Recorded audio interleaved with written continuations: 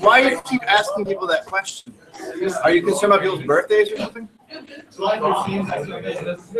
Meher, I have things for you for your birthday. You want it? Chocolate.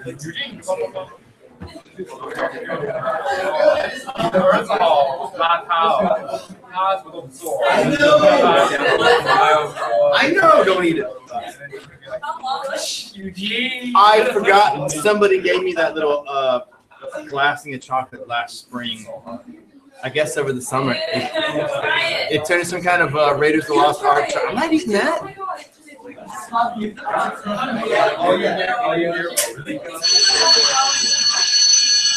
Okay.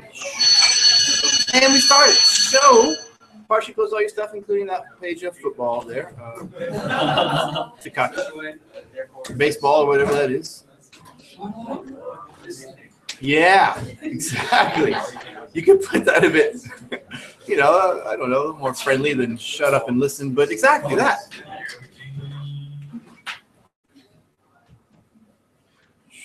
I felt after Thursday something just didn't. I felt cheated somehow. I think somehow we got to go to round 2. Where the point values are increased. We need some definitive closure to the Spiegelman karaoke. And you are not paying attention. You weren't even here the other day. Yeah, we were making fun of you for like 42 seconds. About how you want to stay at the school forever and you don't want to graduate. That's why you don't have an Naviance account at all, because you don't even plan on leaving the school. It makes sense now. I don't think you do, guys. I have a Naviance account. When I look you up in there, you don't exist. There's a search function, and you search within the students within your school. We're all in there. If you have an account and you don't show up. So you might want to check on that. We had a conversation about your date, maybe the date you have not being accurate. Our conversation is you don't have an account. You don't. No. Close it. Clat and the Naviance Baseball League, whatever that is. Close all that. Have a look. We will probably not get to number 3. So please pay attention. You are responsible for this. For Wednesday, there's a couple ways you can do this. I will let you decide. I will ask all 3 of you or 4 of you, mostly 4, how you're going to go about this. If you click on that written task 2 assessment, you can usually get to that from 12 links. It'll open up an online Word document with a student's written task 2. I will ask you to look at, before you start getting super critical about what he or she has done, I will ask you to look at the guide and make sure you've refreshed yourself with the written task 2 criteria. You will assess that written task 2. You can do that individually. Come back on Wednesday and for the first 15 minutes decide what type of grade the table, your team, will give them. Or you can go ahead and delegate and do a communal collaborative document. You could quickly just copy the text from the online Word document into your own. All 4 of you or 3 of you could chime in on there with different colored text or comments, or you could make a table of maybe the one column, which is bigger than the rest, which is like 75%, could be the written task 2. You put stuff in the margin. However you want to go about it, it's your decision. If you feel you're okay working with your team and you know that, exactly. Some of you are like, but I have other teams that they feel like they all sort of contribute. If you feel like you're equal contributors and everybody's going to do it and they're not just going to wait till the last second, like, well, there wasn't anything to put. I will ask you to do this. If you do the collaborative document, you each have a different colored font. So all you got to do is put like a hyphen, color that guy, whatever your color is, put the color code at the top.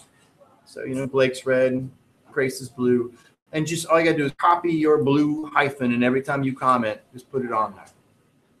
If there are comments on the side, that doesn't matter. But what we don't want is for you to be like, well, I do my homework really late. And then you get on there Tuesday night, and it's like, well, it was already done. There wasn't anything else to say. if you're going to do the collaborative thing, just make sure that there's equal distribution of work. You girls are so sweet not to shake your heads like my hair when I said if you're okay with working everybody in your group.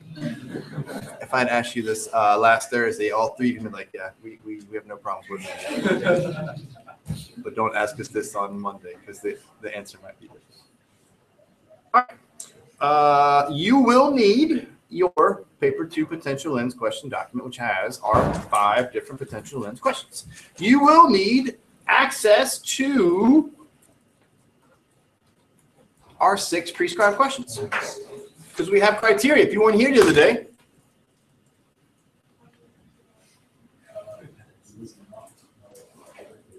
make sure you have this out. Seriously. Seriously. Why are you looking up lens crafters? I know we all know you're blind as a bat. You don't need new glasses right now. You don't know how your computer works? You're actually really putting lens questions into a browser? And not yours. Lens crafters. We have a study group just to get ready for paper 2. It's called lens crafters. Okay. Find your lens question document with those specific lens questions in the different columns or different categories. Make sure you have access to our 6 prescribed questions from the written task 2. In all sincerity, you're going to take notes that make sense to you. All of this, think about this. This text is so right for part 3. Thank you, my hair. Who can tell us the title, the technical name of part 3 of our course? Look it up. Just take a wild guess. You won't be wrong. It's got text. It's got the context. It's called texting context. You say cultural context, it's not wrong. That really is the technical term for part 1. What was that? Yes. So the point is, all our part 3 works, they're there because they're supposed to lead into our exam. Paper 2 exam is based on your part 3 text. You need to have those overtly lens-focused questions. We do have the stylistic lens. But everything else is more, it does have a humanities, social science sort of feel to it. How people might look at this differently, how different groups are represented and why, certain cultural and contextual aspects. So most of the stuff coming out of his mouth today will be able to work for all of those. If you feel it's more of a narratological thing, then it's probably going to be that stylistic lens. You're the worst. It's like, it's great. It's like, it's like, okay, this is not, I'm not even trying to be real with what I'm doing here. I'm just going to play the part of like that 2nd grade kid because I enjoy it. You're doing something wrong and they're like, Davika, stop it.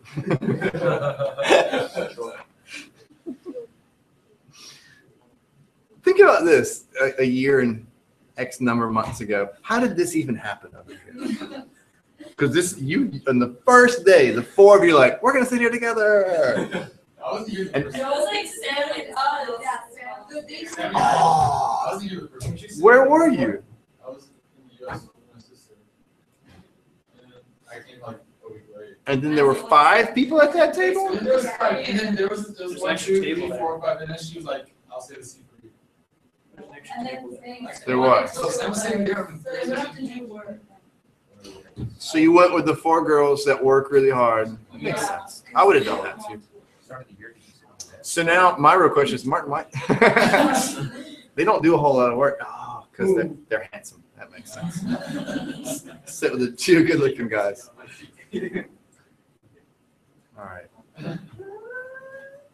Here we go. Now, if you have access to this, we're not going to watch the whole thing. Trust me, it is in your best interest to try to watch all of this lecture at some point. You will equally, I don't think you can work down there as a team, dude.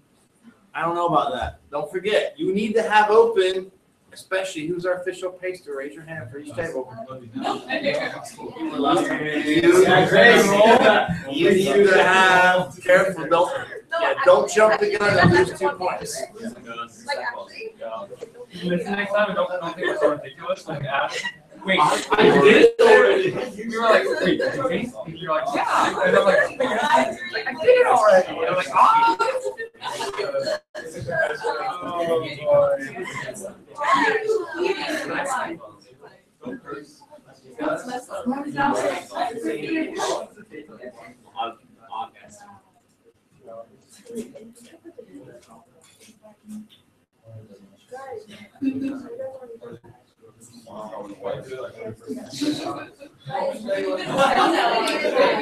have so many, I don't remember any of them. Yeah, that's. I'm not sure. One called Backstreet Boy, one called, really have something.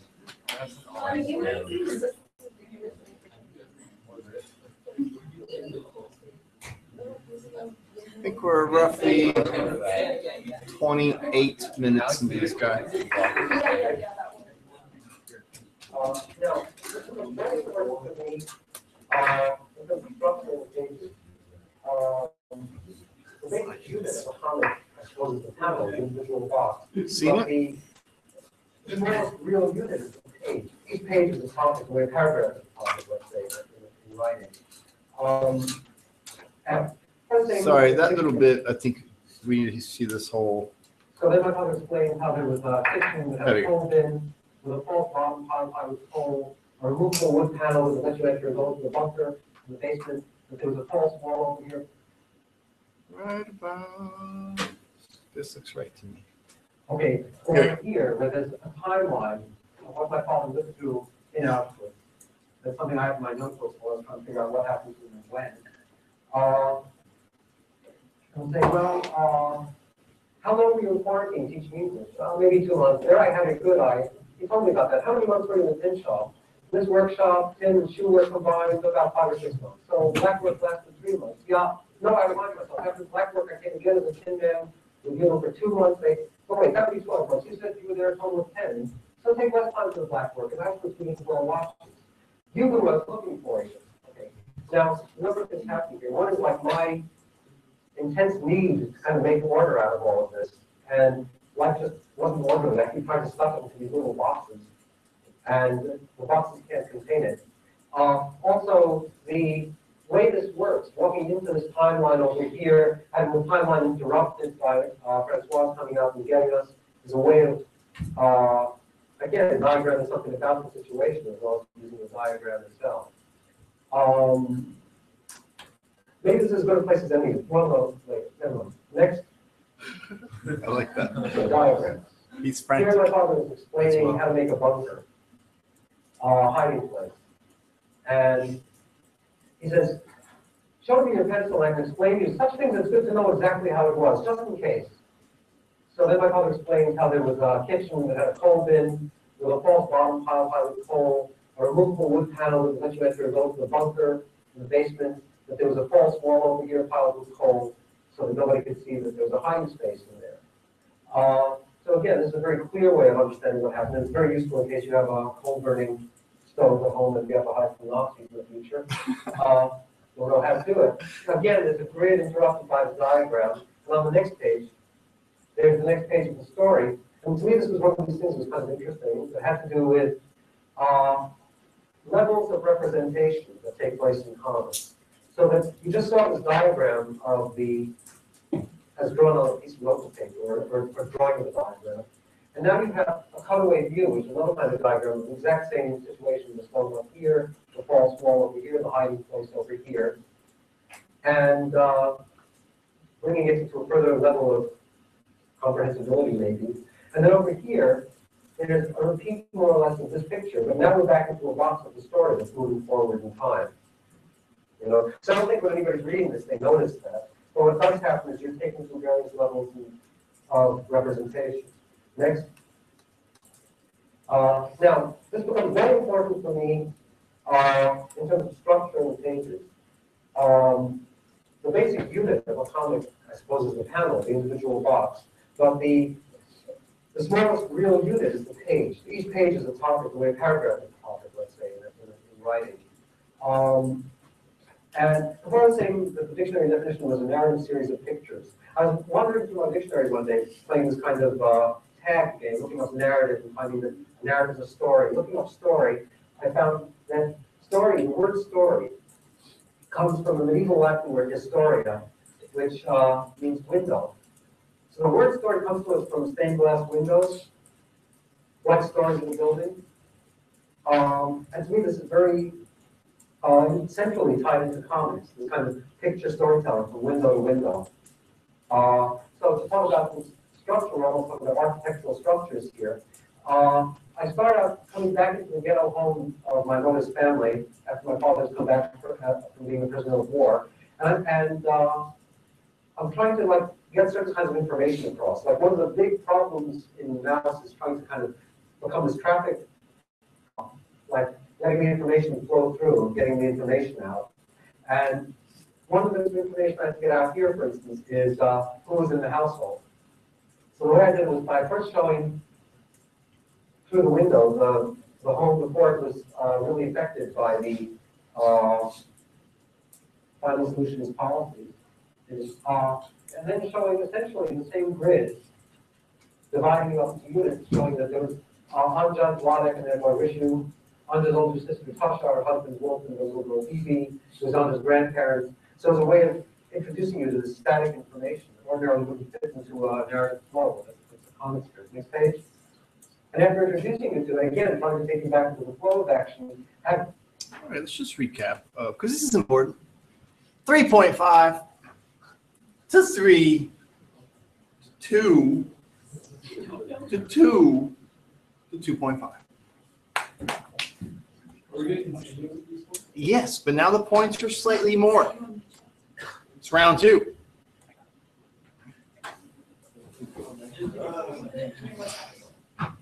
Round 1 of round 2. Now.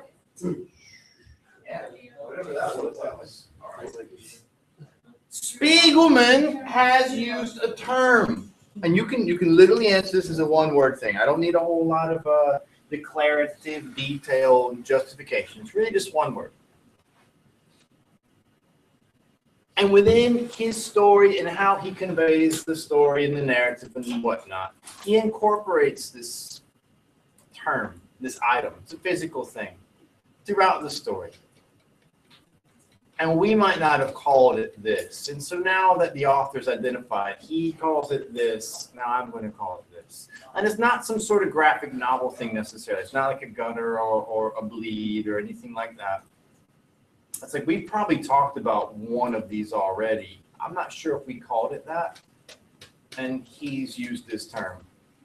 I guarantee you probably have at least half of you in your group or team has this. Identify that. You got 60 seconds. Make sure you have open the collaborative document where the answers will be pasted. Maybe.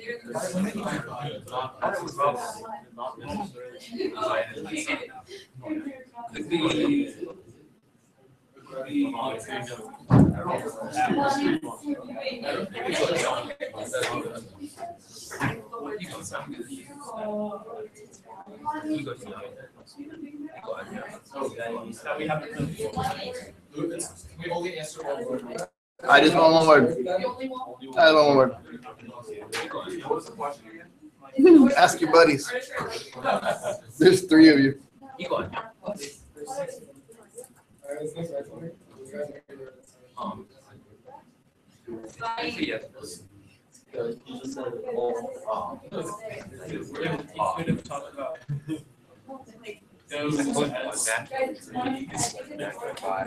yeah.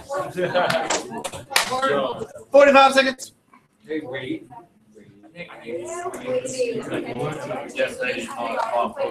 I say get ready, then we say.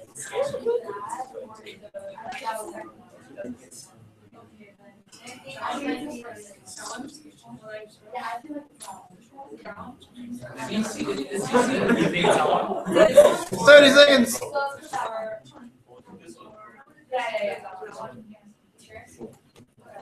don't think 40 seconds. No, it's not. we talked about that. 15 seconds. First one, just Not that one. say the question. I'm 100% sure it's right. What? You don't have to sing yet. Once you wait to the bathroom when it's time to. Hurry up. Hurry up. No, I'm not. Then use 10. Use that. Use it. 9, 10, There's no 8, Which one do you think is right? 6. Don't pace early. No, just do what you said. Oh, what am I doing? It's just one It could word. be either way. I don't know. Wow, Microsoft, you are awesome. I think it's no. God. No, these nuts. Shh. Make sure your official pace is ready. 5, 4, 3, 2. Don't forget, it's pace, your hands up. Make sure your cursor gets out of that cell, otherwise you'll not answer. 3, 2, 1, pace. And we're done. Hands up. Hands up.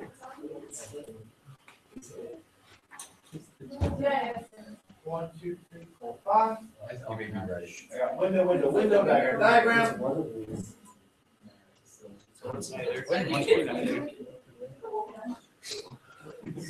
Oh, yeah, it was. Only points going out are to the all male review teams. As hard as second guessing his gender. Diagram. Yeah, we'll do All right. So we can talk about that window business, but we call it a cutout or a cross section of the house with the coal and all that. He's calling it a diagram. He even called the timeline a diagram. He used it 3 or 4 times there. So occasionally he'll bring in these things, which super cool because it's almost like a model or a maquette of some sort of concept or something that his father obviously went into great detail. We can liken that to almost like a Steinbeck passage from grade 9 with the mice and men, where the only thing going on in that whole paragraph is overt imagery. So that's really what it is. This is what it was, this is what it did, this is what it looked like, and there's all sorts of descriptive things going on there with that diagram. Okay, cool. Let's just go ahead and let me give you your points real quick. Oh, as I forget. Scores. Scores. So, the all male review teams. These 3.5. Stepdads. And now we got a game. Although I did say we get more points for this round.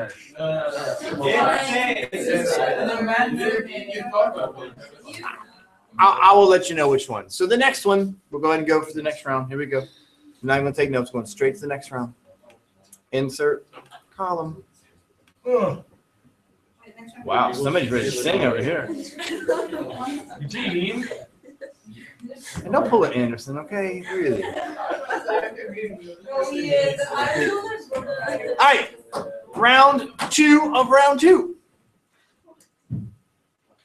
Let's just say you've picked some sort of prescribed question or some sort of paper 2 question that you must argue that comics are indeed a narrative. Just like a novel and just like this, comics are equally a narrative and comics equally tell a story. What Spiegelman quote that we obviously heard today would be very, very, very beneficial in arguing that yes, comics do indeed tell a story. And I got this awesome quote from our author that helps support my argument. Now on this one, I will give up to, no, I can't because this is also just the correct or incorrect thing. I might give up to 2 points if no one else gets it. On God's earth, are you doing with Gregory Gold's YouTube channel? That's what How do you zap your eye? That's why you squint. You found the lecture notes on there? Don't cheat. 30 seconds. No. Hey, you have like decipher like hieroglyphic and you give away 2 of them.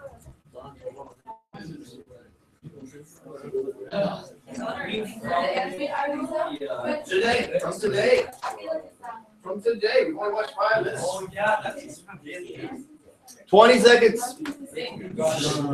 Good luck. What quote from Spiegelman would help you to argue that comics are indeed a narrative? Oh, you already have it. Said it today. 10, 9, make sure you wrap text. 8, 7, 6, you ready, Tracers? 5, 4, 3. When I say hands up, there'll be no more submitting answers. 3, 2, 1. Paste. And we're done. Let's take it together. Hands up. Never run. Hands up. I got nothing. What? No one answered. No, it's just showing here. No, because we can also see. Wait, why is mine James tag I must need to refresh. Why is it? Are you sure? I see.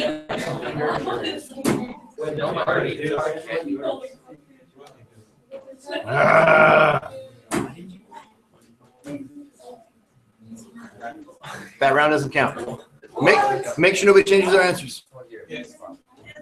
Hands up.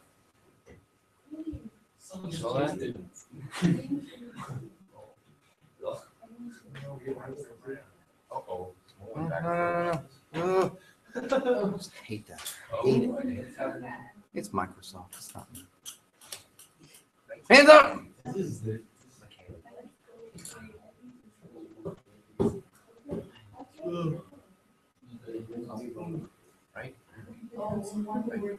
Fly people did not answer. We're done. Yep. You didn't answer. Did not answer. And we're done. What?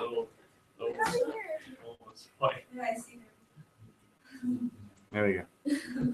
There now. They pasted in ours. No, we didn't. Guys. All right, so I got an answer from everybody except for the nuts. What? They canceled out. Sorry, nuts, you're out of this one. You're not. Yeah. Assholes, self-representation, comics, very self-representation, chronological order, police, static information. Irony is, I saw this on the Harris computer, not this, but the correct answer. Yeah, I don't know this, but all of this could still do this and not be the same thing as the narrative necessarily. Maybe. There's a really strong quote. This is even quote. This is a good paraphrasing thing. Next, stories window, window kind of comic, picture telling story from window to window, stained glass window, cinching toward the narrative story. Say window one time. What's this say? Game of Thrones? What's this say? Rain. I show you that. What's that word? Okay. Game of Tag and Dictionary searching word to word. It's just a picture to picture. The series, the story. No answer for nuts. We had one. We had. They actually were ours. If I just paste it right now, where is it pasted? See how this sounds. See what happens. Each page is like a paragraph from a book. Therefore, a comic is a narrative series. I like that. So I lied. I will give up to 2 points for this. I'm getting there. I'm getting Are we there. getting This is. Dude, that was scary. Narrative series of pictures. looking through the window of the panel, using the panel. See, this is it's right, but it's flawed. This is right, but it's flawed. This is something completely different, and it's correct. I think you really kind of need a full quote about the word story comes from historia, which is a window, and the panels work like windows. So I'm definitely giving you a point for this. This is right. If you had the whole thing about the origin and the nomenclature word, historia, Latin, window. 1 point for the yeah. 1 point got to the flower people and 1 point for nuts. She had the correct answer.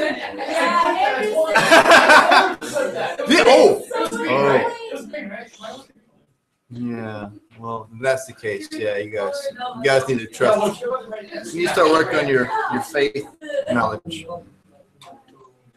Points. Now I got a point. Up to 4.5. Flower people got a point. Grace is redeeming herself from being an early taster. There's nothing wrong here, guys. What are you talking about? Sorry. And the nuts. I was so sure no one's gonna know. Wow, you guys are creeping out of nowhere there, nuts.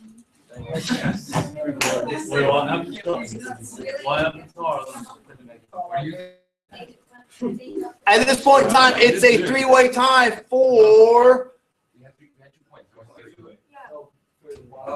bottom 2.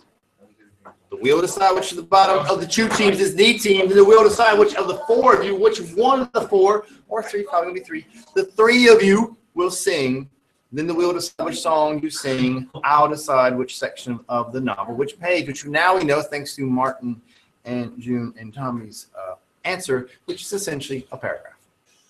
A page is like a paragraph. Cool. And you're sitting at the dinner table, hearing what's been happening to people. That's where we're at, right? Sure, I think I have this open in 2 windows, so this is our window, right? Yeah. This is obvious. And in the course of that, there's a bit of interplay between what would have been my brother who survived the war and my mother, and the background information that's given is about life in the ghetto. Next. Okay, now one of the things in general that I end up having to constantly solve is comics were never made for the kind of things that I'm trying to do here, although it seems that if I take it inch by inch, I can figure out how to deal with it. But what I mean is, comics are great for what I call horizontal, active information. They went here, went here, went here, did that. That's why so many comic books become nothing more than fight scenes. And yet, the kind of information like a list is very hard to give in a comic strip. I kept being tempted to just break with this and say, okay, it's words and pictures, here you have a few pages of words. Like, for instance, I wanted to just tell what people in the camps. I mean, in a way, the hardest part of the book, the part I'm doing it now, is life inside the death camps, because it's not too more on the one hand, and yet it's people lived for minute to minute while they were there, and something happened, and I'm trying to understand what it is that happened moment to moment. So I wanted to explain what I found out about what they ate, and it's very hard to do that in a comic book page, because what you can do is show a menu. So the way I work it out over here is to work out this visual thing of having a line of people online for their student, and explaining that, okay, in the morning for breakfast, we only got bitter drinks made from roots. I woke before everybody got time to the toilet and find still some tea left. One time a day, they gave us soup from turnips. To stand near the first of the line was no good. You got only water. Mix it, mix it. Near the end was better. Solid things for the bottom floated. But too far to the end, it was also no good, because many times there could be no soup anymore. And one time each day, they gave to us a small bread, crunchy like glass. The flour they mixed with sawdust together. We got one little brick of this, but had to last the full day. Most got it right away, but always I saved a half for later. And in the evening, we got a spoiled cheese or jam. If we were lucky a couple times a week, we got a sausage big like 2 of my fingers. Only this much we got. If you ate how they gave you, it was just enough to die more slowly. Okay, so it's a very kind of diagrams out bit of action, right? Showing you how things work on the line. Leading your eye through the page becomes a very solid unit, bracketed by these moments in the present. And I have to structure each page that way to make any sense out of it for myself. Next.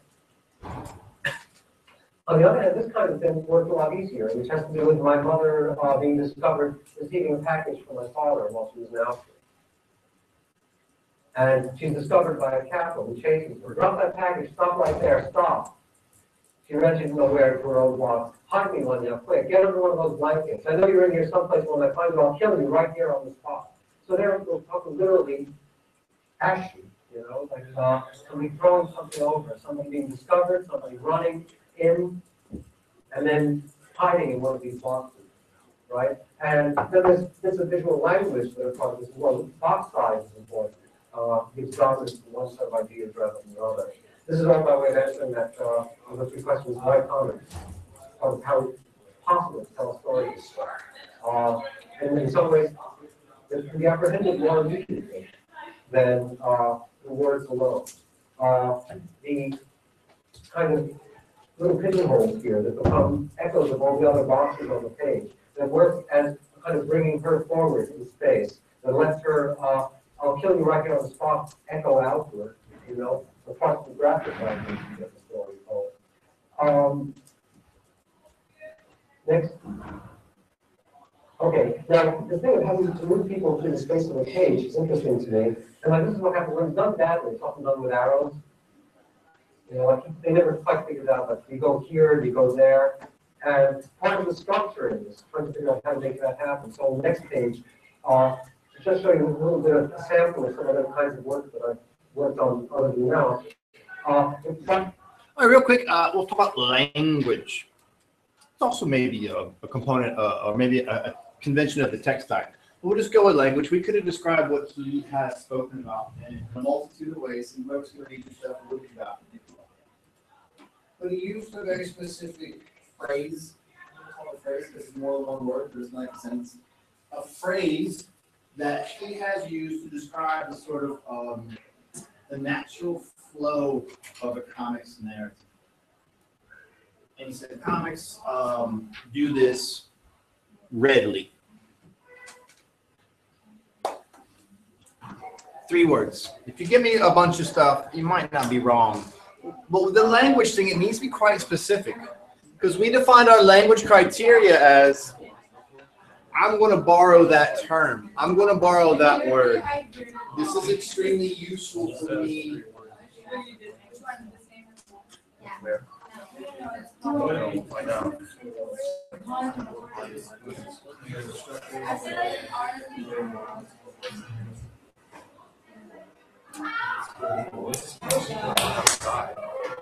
He has used, Roger, a very useful phrase to sort of define or help us understand, or just to refer to the natural flow, the physical flow of the narrative of a comic, how a comic is supposed to be read.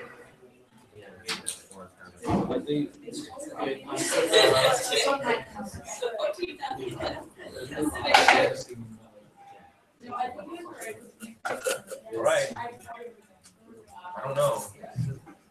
I'm not saying it's wrong. What? I'll say later.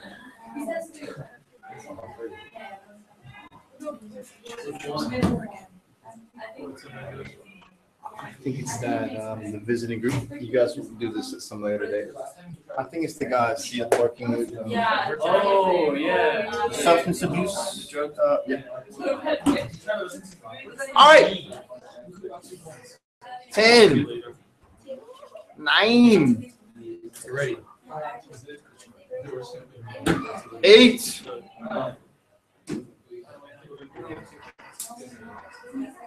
8, 8, 7, 6. Pretty sure ready. 5, 4, 3.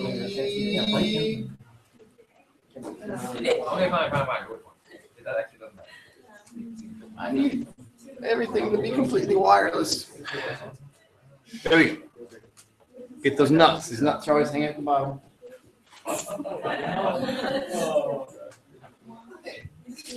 I don't make these stupid names up. Play narrative. 5, 4, 3, 2, 1. Hey. Done. So, either lots of people are right or lots of people are wrong. Comics are great for horizontal. More is better, buddy. HKU over here. It's going crazy. Yeah, good. You got it right. Woo! Points for everybody! You're no farther or closer to singing or not singing. Good. What was that there? What was that? I don't know that reference. You know the reference? I don't. I didn't say it again. 4? In English. In English?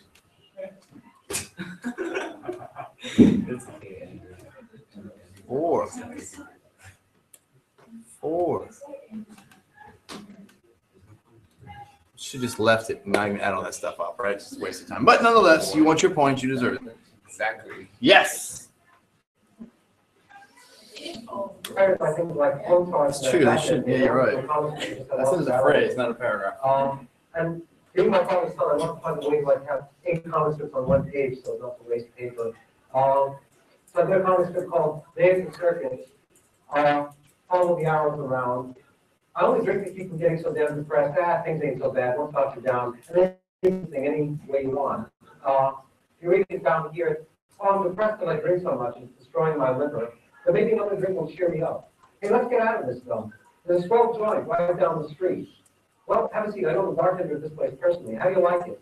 Ash dump. I always do the dump stuff like, please don't shout. It's depressing me. I only drink to keep from getting so damn depressed.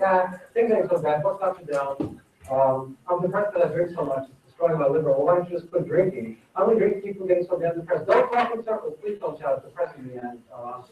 Well. So, yeah, it's fantastic. And you might want to look at this independently.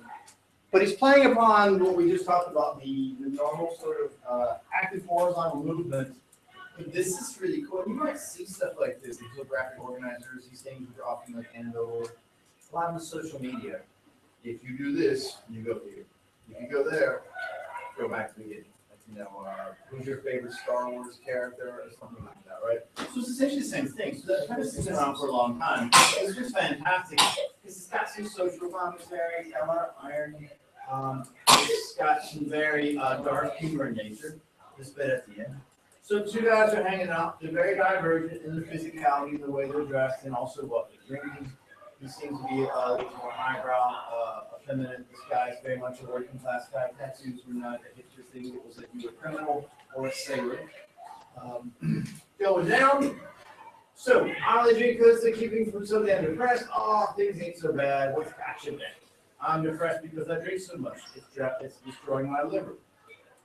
You go here. Why don't you just flash your wrist? Dead end, start again.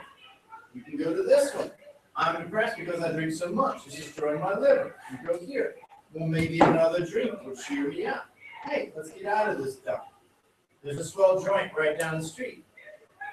Well, have a seat. I know the bartender, this place personally. How do you like it? He said, it's a dump. All these dumps look the same to me. He says, please don't shout. It depresses me. I only drink for people getting so damn depressed. And so it's cyclical in nature. It says a lot about alcoholism. It says a lot about some sort of male stereotype as well. He'll, in a couple of seconds, say how he'll physically put these 2 guys apart. He literally, like it's a metaphor, but it's literally their worlds apart, like the pun is intended. Also, if you understand our author, which is a big part of our course, what part on here is a bit shocking to you? Yes. So if you were a comic and you were friends with Spiegelman and you guys talked about your work and work in progress and you made this, would you show it to art? Yeah, because of this. Why don't you slit your wrist and then, okay, maybe it's idiomatic idiomatic expression, but literally it's saying here, you're dead, and some sort of the game's over. Knowing what we know about his mother, it's interesting that he can use this terminology freely. Or maybe if we look at the publication date, I don't think it precedes his mother. Then there's just some tragic irony involved. And this keeps working for us. If you read down here, it's on because I hear so much going my liver, well, why don't you just slash your wrist? Then start again. So for me, at that time, the kind of comics I was interested in had a lot to do with this kind of structuring, more than even the content of the strip. So it's called A Day at the Circuits. If you Google it, the first image that pops up is massive in quality. You can read all of it. So and so I was interested in things like ending a page in the middle, that was the definitive end of the strip. I was interested in the fact that these people existed with a world between them, things like that. And all wrapped up with a nice goofy joke, made it all palatable. But the same lessons that I learned while doing that have to be applied in reverse on working on now. So next page. This is a page that I just finished within the past month or so from a chapter called That's How Here My Troubles Began. And it's about, in part, my father's cattle car train journey to Dachau after the exodus from Auschwitz.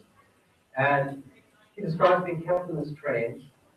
And he says, for days and nights, nothing, no food, no water, only screams inside. You see, people began to die, to faint. My legs, I'm being stabbed. It wasn't room to fall, and if he fell, they stood on him. So he jacked their legs into life, but usually he anyway died. If someone had to make a urine or a bowel movement, he did where he stood. If he had to still food, he ate it. I ate mostly snow from up on the roof. Sometimes sugar comes out of the anyway. I throw it, I need water, give me some snow. I can only reach a little for myself. Please, I beg you. Okay, give me some sugar, I'll get you some snow. So I ate also sugar and saved their life. Now, aside from all the other things that are going on this page, there's also this thing, which is the problem of how do I do this without an arrow? Okay, I want to have a picture that was made up of these two pictures that showed you the tops of people in the bottom where somebody's stabbing, where he fell. It's like having this angle work as a cross-sectional device, right? You get to see this collapsed view of the people in the train. So you focus diagrammatically, viscerally, on their feet, being squeezed in there. And you also have your eye let down this way, so you couldn't go across when reading until you read that, and then when you find out where to go next, it's here. Now, aside from what makes allowable for me narratively in that picture, it also functions to have this kind of black bracket of the people crushed together inside the train around this one moment of the hand reaching out of the train, which to me is a very powerful way of understanding what was happening. Sorry. So the last page of the book, the slide was different skip. And just this, again, this isn't the stuff you see when you're reading the book. It's not the stuff you're meant to see, but and it's just never registered. So I have to kind of take him through it. I have to read him. Not that it isn't all brilliant and fantastic. We want to get more towards the text and context information. So a lot of this is him systematically talking about the graphic nature and how he's, if it's all about narrative, if that's your focus, you want to go back and listen to this. But we need some more like I said, larger scope. Like, see, here's the black market they have some stuff obvious. And here's you saying, when I think of them, it still makes me cry. Yes, still it makes me cry. My father having seen the script about my mother's suicide, and my father on this page. Those are about the only two bits of feedback I ever got on being a cartoonist. I worked on this book about him from him. Well, there's a lot of God maybe too. And the one thing Thomas was on part of what one grows up with in Europe circa 1915.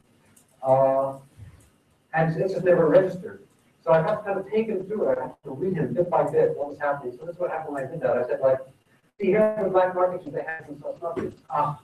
And here's you saying, when I think of them, it still makes me cry. Yes, still it makes me cry. It's an important book. People who don't usually read such stories will be interested. Yes, I don't read ever such comics, and even I am interested. Of course you're interested. It's your story. Yeah, I know already my story by heart, and even I am interested. It should be very successful. Yeah, something will be famous like what's his name? Famous like what's his name? You know, the big shot cartoonist. What cartoonist did you know? Walt Disney? Yeah, Walt Disney. Wait, where do you go? You got a pencil. I'll just start writing this conversation down before I forget. Next. Okay, Walt Disney was not as big an influence on me as Walt Disney. This is from an early issue of Mad Comics. That's probably what really made me want to be a cartoonist. Mickey Roden, I mean, Harvey Kurtzman did this. And to me, Mad was always like a late addition into the Talmud, you know, like strong ethical commentary, exegesis of how to live one's life and one's culture. And, well, there's something that was happening in Mad, especially in these early Mads, when it was a comic book. It was very, very potent. It was like one of the few places that there was a real cultural critique going on inside the culture. And I kind of learned so much from it. I think this particular script just burned its way into my head and probably has something to do with blind mice. Next. Comics are a popular medium. You know, they're a medium for getting across information to masses, to large groups of people. Therefore, they're very often didactic. You know, like this is a very early comic from 1567 about a murder committed in Saxony. They're done as broadsides, as woodcuts, put up on walls. They're to show people what happened to commit a murder. Basically, the crime is here, the punishment is the other four boxes. Has to do with getting your entrails pulled out, and getting cut into little pieces and drawn and quartered. And in some ways, I think of Mouse as the ultimate crime comic. Next, a tradition was certainly alive, well, not just in 1567, but through the 40s, famous crimes from police files. Now, comics have a reputation for being lurid, which is well deserved. They were, for the most part. It's part of being a popular medium. It's said that by Theodore Adorno, something that's quoted all the time, there will be no poetry after Auschwitz. And he's right. And yet, of course, there is poetry after Auschwitz. And if there can be no poetry after Auschwitz, maybe there can at least be comic books. You know, there can be this kind of non-culture, this junk culture, debased culture for a world that's been debased by Auschwitz. Next. Okay, now the type of comics that were most central to my life were the underground comics. I grew up working on these things from the time I was 18. And underground comics, very much influenced by Mad in general, not just my work, but many of the underground cartoonists, Robert Crumb, for instance, were now, for the first time in the history of comics, involved in self-consciousness, self-aware of doing comics because they liked to do comics. No longer were comics a didactic medium, a medium for helping peddle newspapers, a medium only existing in the intersection between art and commerce, but it was comics for comics' sake.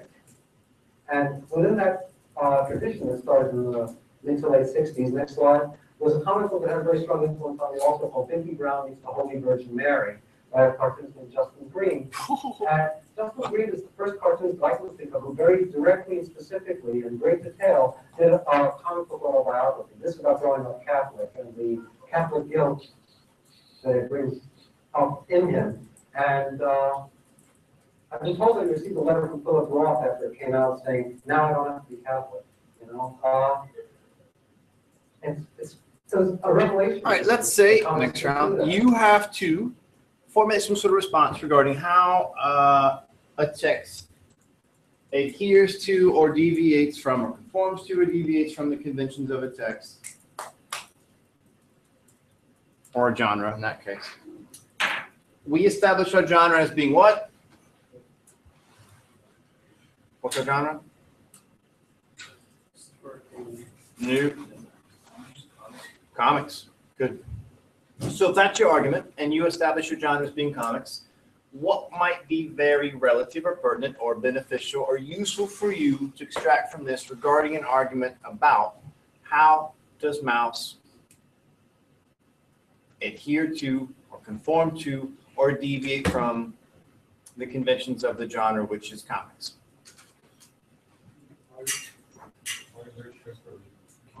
Yeah, get your dirty feet off our chairs as I sit on a coffee table.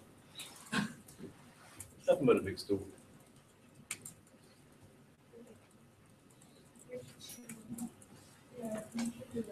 Nice.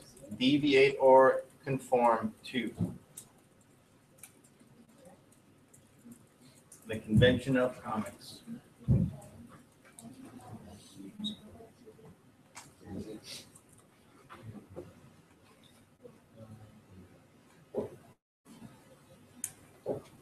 $30 seconds.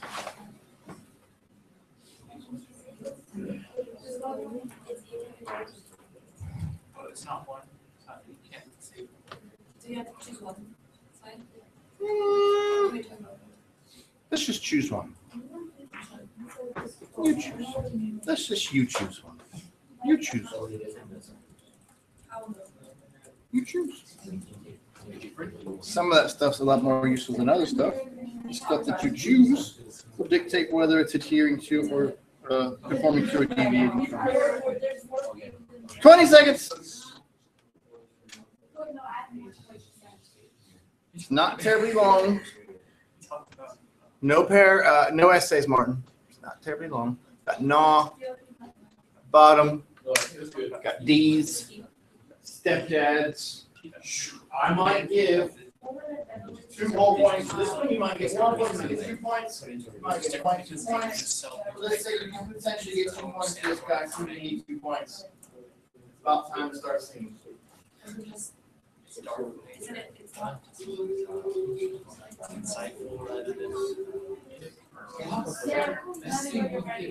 20, 18, 17, 15, 13, 11, 10,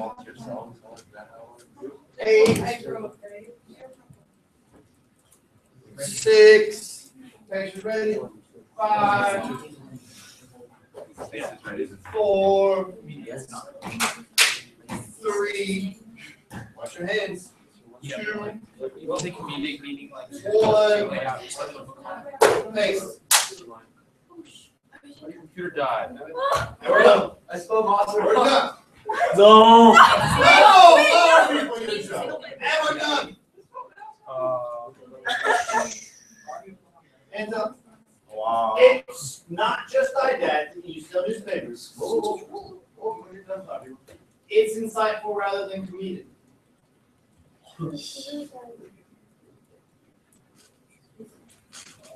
Mouse adheres to the convention of comics. These comics are popular media to get information to masses.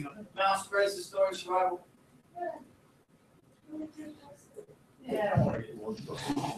Comics are normally biographical. Yet Mouse is to some extent a Sounds pretty cool, but I don't think he talked about this, guys. The didactic. Well, this crap is really taking away. Well, this is what you're getting at. Comics aren't normally biographical. This is not the same thing as biographical. You just can't shove didactic in there and run away. Maze. That's kind of wrong. Maze. Like Maze. No, I saw that.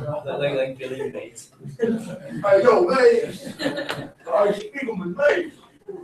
Maze deviates from the comic specifications of non-narrative information. Why can't you be so classification? Didactic says features by composing an ethical kind. I told you it's not an essay, son.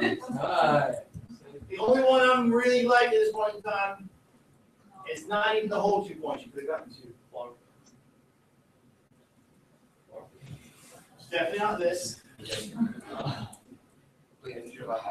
You put in the didactic word. The rest of the stuff, I don't know. I know, but for the next one.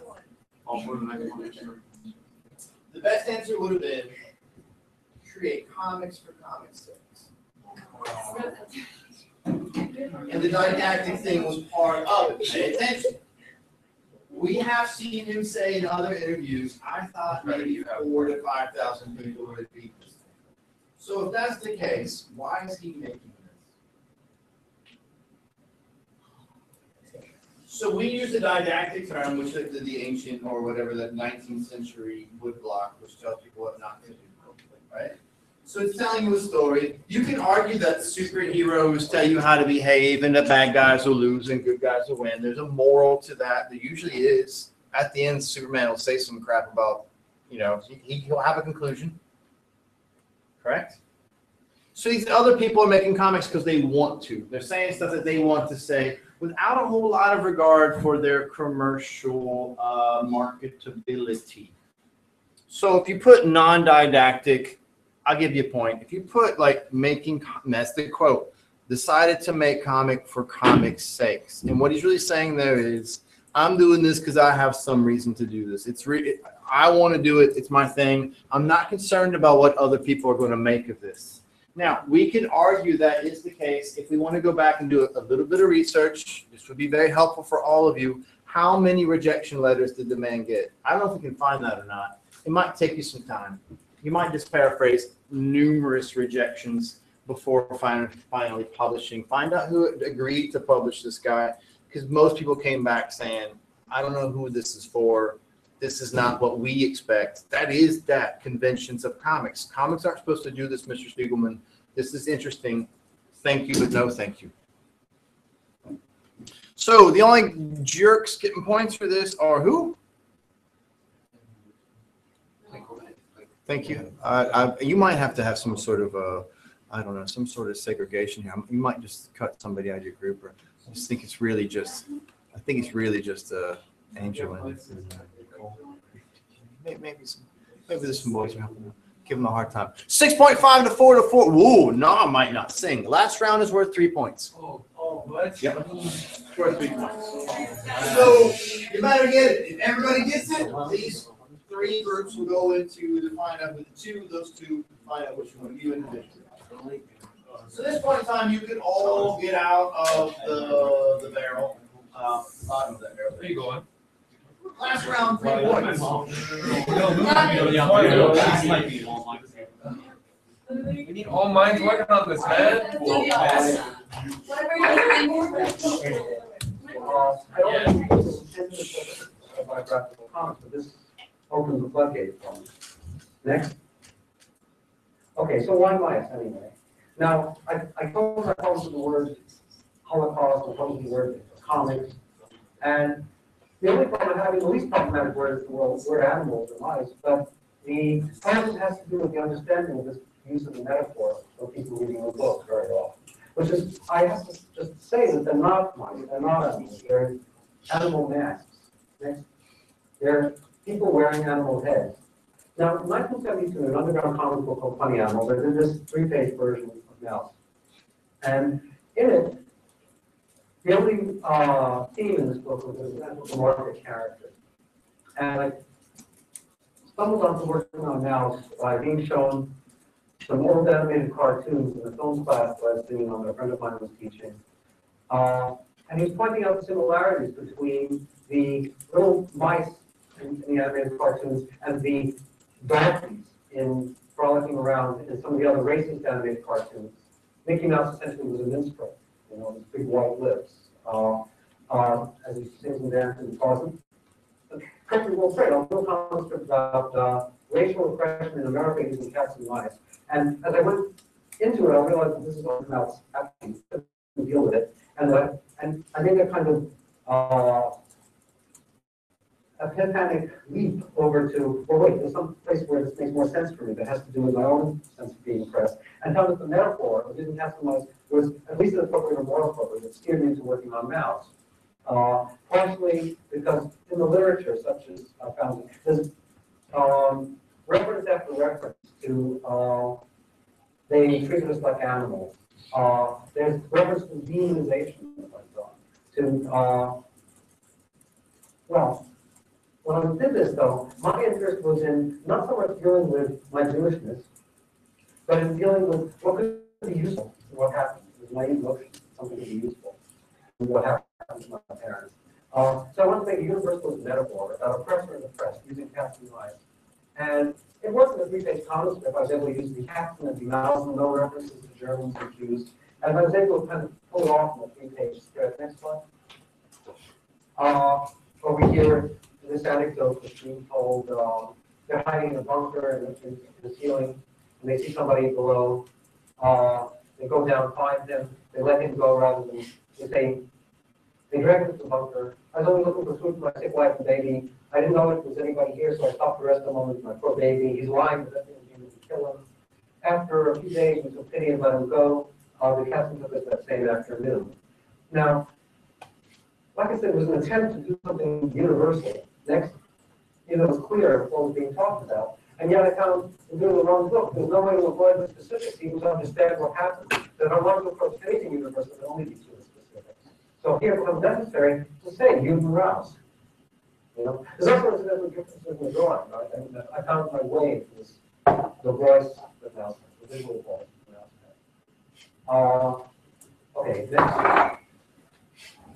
Now, as I kept going, I got more and more understanding of why I was using this metaphor. And I must say that the metaphor isn't my metaphor, it's just a metaphor. The book starts with an epigraph that says, the Jews are certainly a race, but they're not human. And it's central to the understanding of the final solution. This is Zyklon B, the pellets that were dropped into the gas chambers now. Zyklon B, it turns out, was used as a pesticide. It was used to kill rats. It was used to kill vermin. And it was central to what happened, really central, that the enemy has to be dehumanized. So you can kill. Next. And that happens across the board. Like here's a wartime propaganda image from colliers of the Japanese. And that dehumanization is just universal. I was reading near the start of the Intifada about Sharon describing the Palestinians as locusts. In the interview of the day with the BBC individual, he mentioned this, not directly, but indirectly, the dehumanization of Japanese as being bats from hell during World War II by the United States. Now, this again, in the latest chapter, my father describing his march from Auschwitz that ended up in his cattle car. All right, I heard shooting. He got tired and kids walked so fast they shot. The more we walked, the more I heard shooting. As the daylight far ahead, I saw it crack. Somebody's jumping, turning, rolling 25 or 35 times around and stops. Oh, I said, they may be killed their dog. When I was a boy, our neighbor had a dog that got mad and was biting. Pow. The neighbor came up with a rifle and shot. The dog was rolling so around and around, kicking before he lay quiet. And now I thought how amazing it is that a human being reacts the same like his neighbor's dog. And that's my father's understanding, you know, and it's constantly reverberates throughout the literature of being less than human. Next. Or here, describing getting into the phrase from this current chapter that I'm working on, where he says, there was such a train for horses, for cows. Inside, move, move. They pushed until there was no room left. We lay on top of one another like matches, like carrots. You know? So it just seems to naturally lend itself to this kind of metaphor. Now specifically, why mice, why cats, why pigs?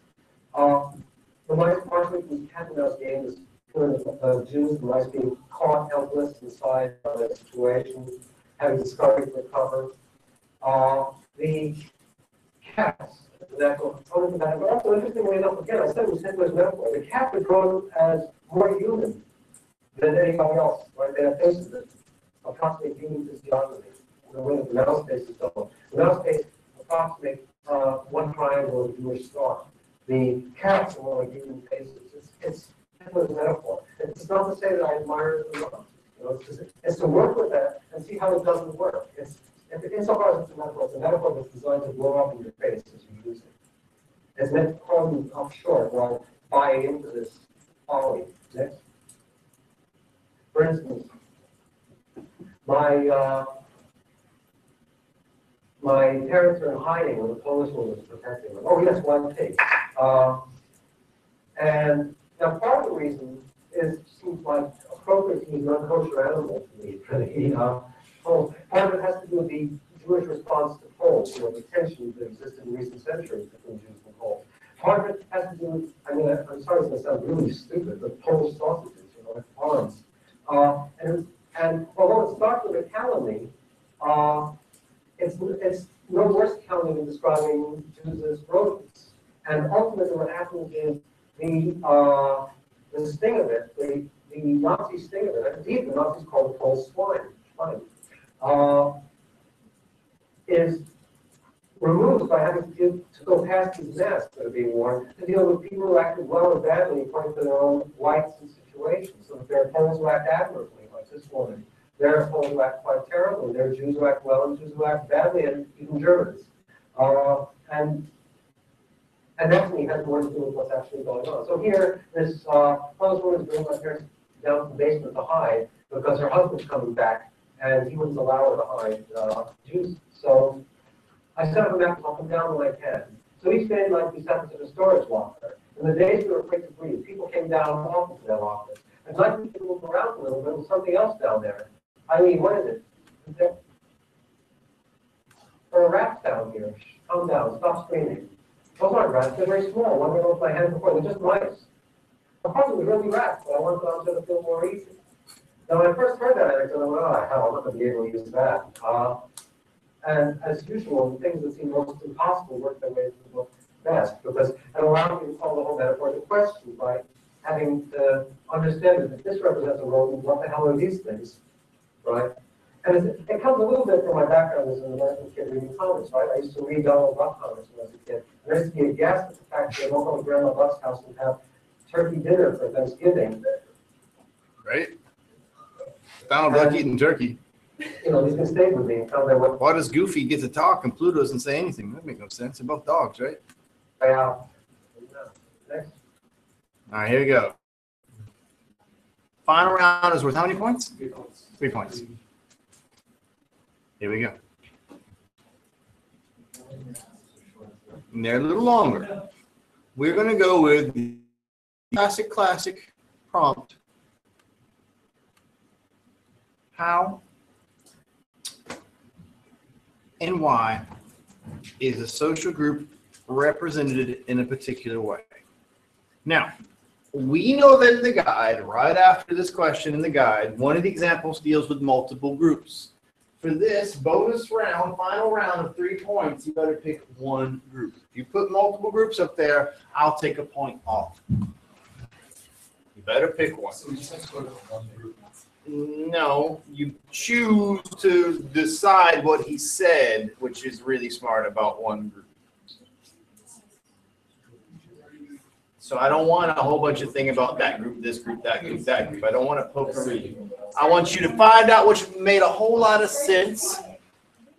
Could be very useful for answering that question, and make sure your answer is focused on one group.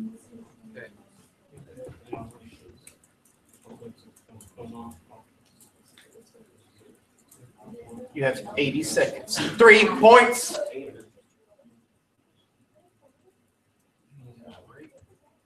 Mm, 70 seconds.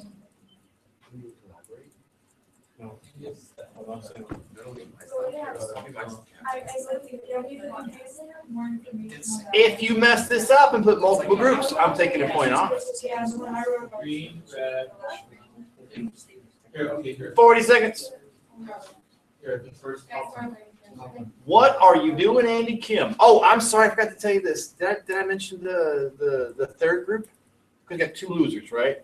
There's a potential third group of losers. It's called the bus group.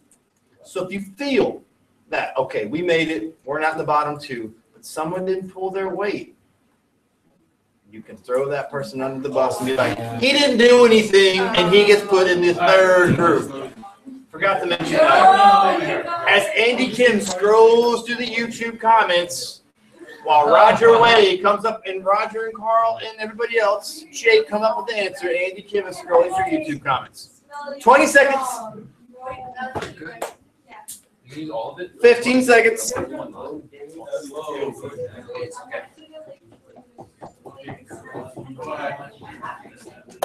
16. 13. 12. 10. 8. All my 2s.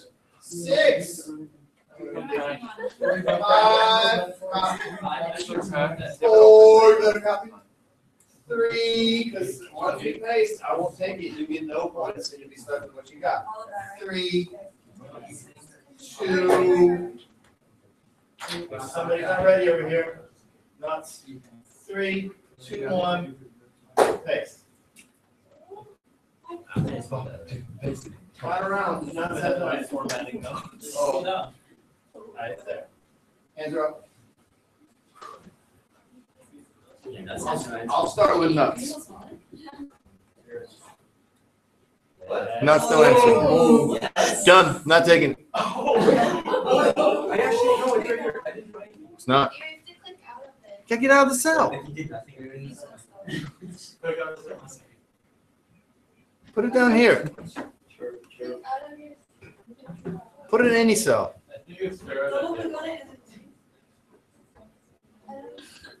Huh? June put it in there.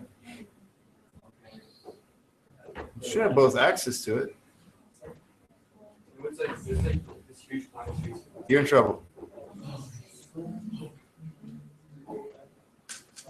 All right, since it's for all the marbles, or no marbles. Okay.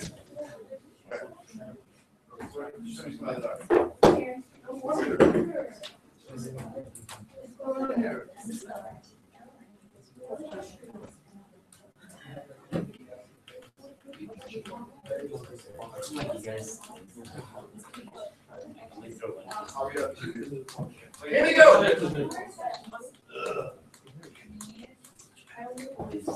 All right. Jews, social groups are described as mice. Moving past that, I'm not going to read it. I don't want. Jews, anthropomorphic, portrayed as mice as cats. Don't read that. Don't want to read that. Like, man, you get. If I pick up the cover of this guy, I already know that. It's on the cover.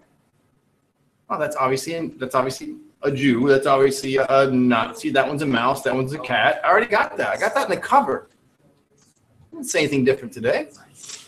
Social groups. 3 points. So right now, social groups there to objectify, convey emphasis. Cats, Nazis, opponent of rats. You got 2 groups there.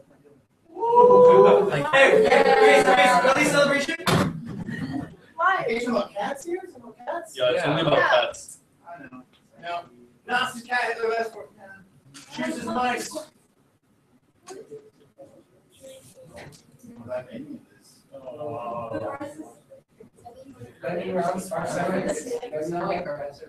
He took his words. Yeah.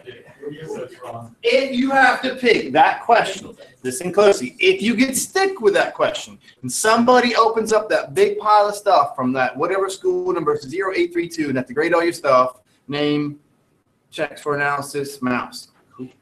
I like mouse. Question, how is the social group portrayed and why? All right, I could do this. And you're going to go with this. Well, what are you going to say? I know you can say, you can probably do it all day long, it's probably okay. But it's very predictable and it's very obvious and it's kind of already inherently there.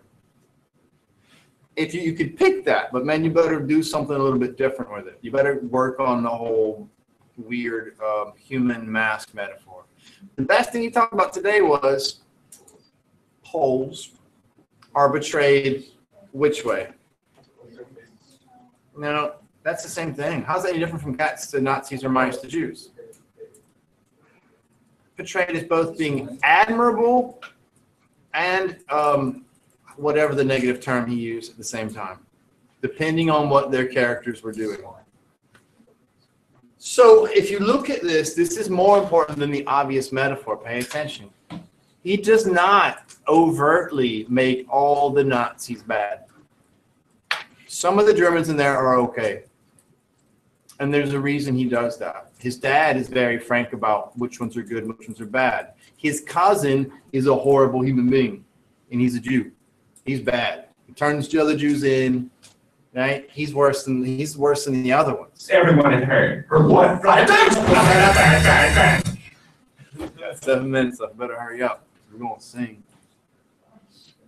Some of the polls were bad. Some of the polls were good. And so he's very honest about not sort of overtly characterizing any one group as being stereotypical evil and other ones as being stereotypical chosen people. Each group has positive and negative characters that do both things simultaneously. That was the best one. So for this round, let's go find our points. What's our points document? Here it is. We have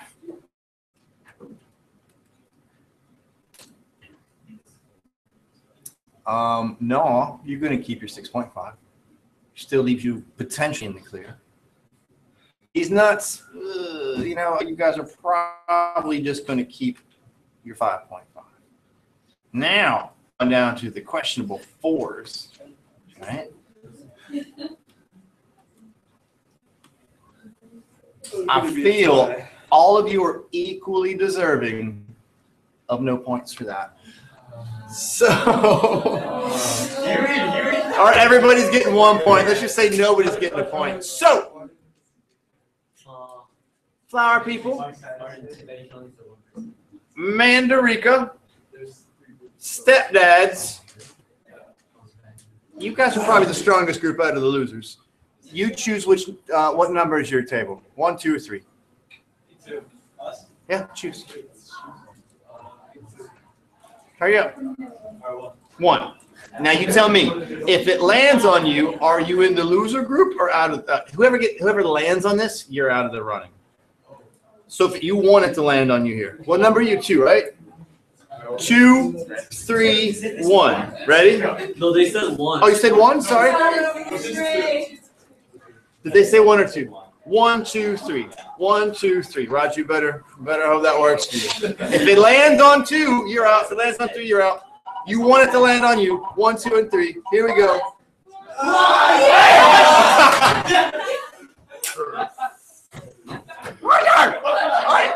We're down to you guys again. Oh.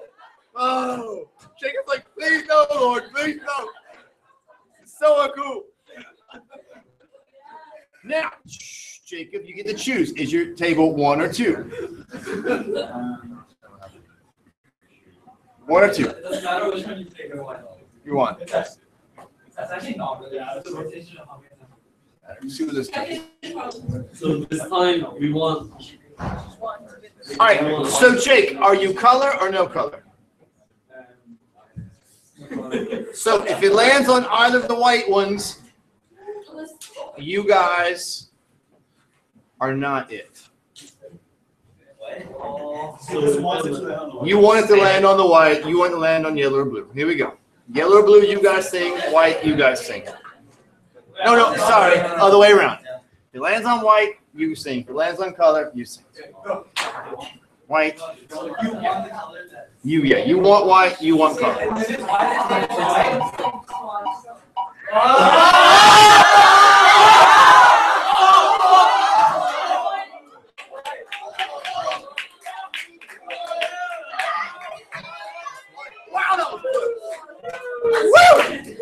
All right.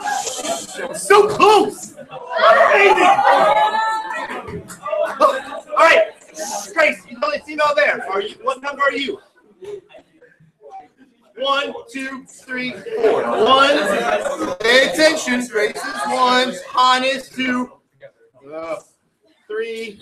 Blake. Can't wait. K-pop it. 4. 1, 2, 3, 4. 1, 2, 3, 4. If it lands on that number, you sing. Please, Grace.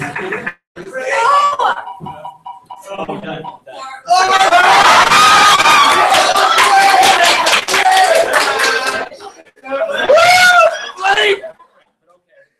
All right, Blake, your song will be. Here we go.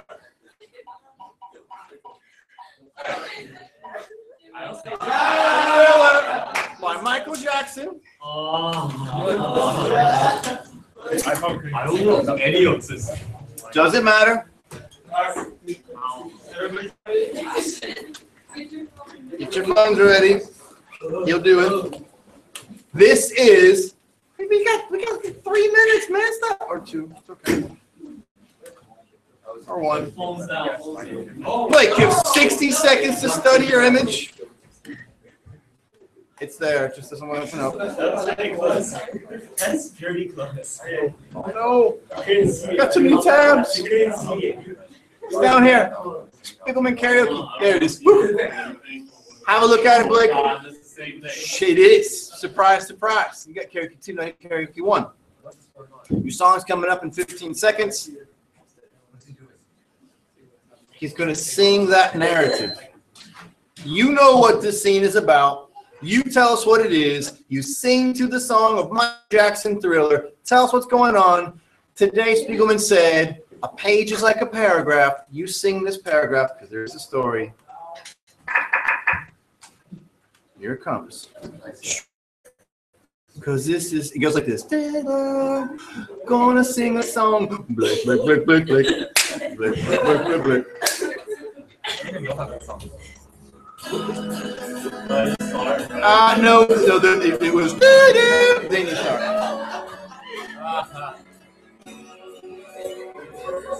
Build up. I like it. I like it. Woo! Yeah!